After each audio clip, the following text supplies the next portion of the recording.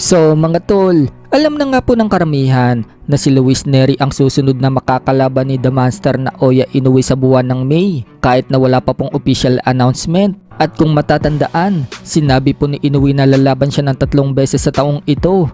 Ngayong May, September at December. Sa buwan nga po na May, yan ang labang kay Luis Nery. Pero sa buwan ng September at December, wala pong binanggit kung sino ang makakalaban dyan ni Inoue. Pero ang matunog nga po makakalaban ni Inoue sa buwan ng September at December ay si Murodjon Akhmadaliev at General Casimero. Pero may gusto pong sumingit na gustong labanan si Inoue.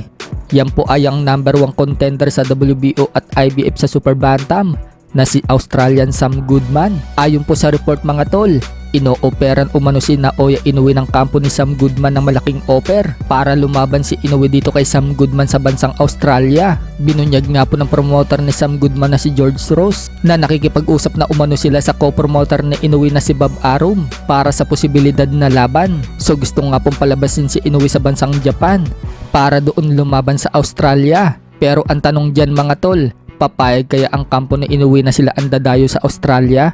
So parang malabo nga po yan kapag ginawa kasi ni Inoue ang bagay na yan. Baka ma-hometown decision si Inoue kapag hindi niya napabagsak itong si Sam Goodman. Kung matatandaan, ganyan na ganyan po ang nangyari kay Manny Pacquiao noong ipinalaban si Pacquiao ni Bob Arum sa Australia dito kay Jeff Horn.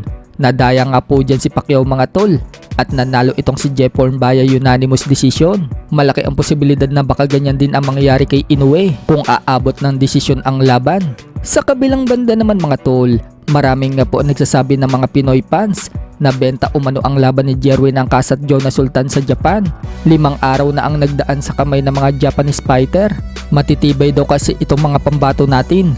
Pero kapwa daw sila tumiklop sa body shot ng mga Hapon. So nagsalita nga po dyan si Olympian at former 2-time world title challenger na si Mark Anthony Barriga.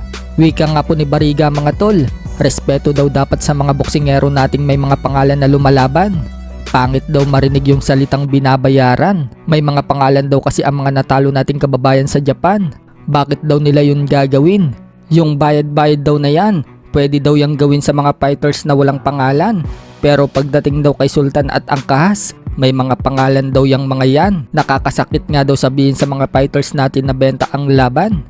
Dapat nga daw, i-high moral daw natin sila. Nagkataon lang daw nakasagsagan ngayon ng mga Japanese at panahon daw nila ngayon. Hindi nga daw biro yung body shot na tinamo ni Angkas at Sultan. Kahit sino daw, kapag tinamaan ka daw ng solid, talagang titiklop ka daw. Sa isang comment naman mga tol, may nagtanong kay Barriga kung kailan daw siya babalik sa boxing.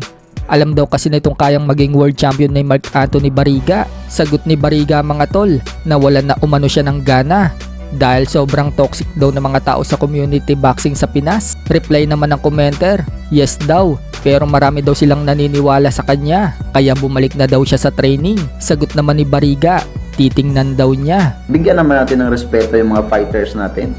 Pagdala pa lang ng bandera ng Pilipinas, sobrang proud na tayo dyan. Di ba? Nagkataon lang talaga siguro na kasagsagan o kasikatan ng mga Japanese fighter ngayon.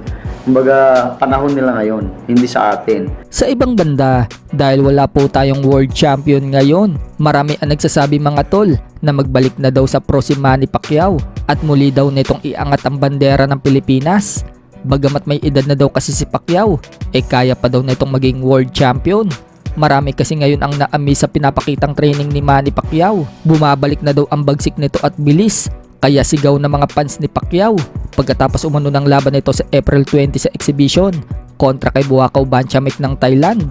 Bumalik na daw ito sa professional boxing at sumungkit daw ng world title.